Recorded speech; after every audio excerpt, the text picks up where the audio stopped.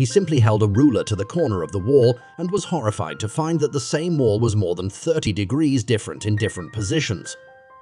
What's even more amazing is that when a glass of water is poured on a flat surface, it instantly splits into two parts late at night. Nick suddenly woke up from a dream and couldn't sleep. So he went to his study to work on his script. But when he opened the book, he found an extra paragraph on it, and strangely enough, the handwriting was exactly the same as his own. The message was to get out of here, but he clearly remembered that he had never written this before. Then suddenly there were footsteps behind him, and he looked back, but there was nothing there. Nick began to wonder about his mental state, but then the door slammed behind him. He couldn't help but look back, but suddenly realized that there was an extra door at the bookshelf. And when he opened it, there was a deep, dark hallway. He had the courage to go down to check in the basement. He found a large number of stolen photos. Also found his daughter in one of the rooms. At this time, his daughter had drowned to death. He couldn't believe what was happening to him. He thought it was all a nightmare. He slapped himself furiously to wake himself up. Luckily, everything was really just a dream.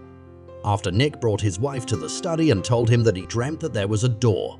But after careful examination, they found nothing unusual.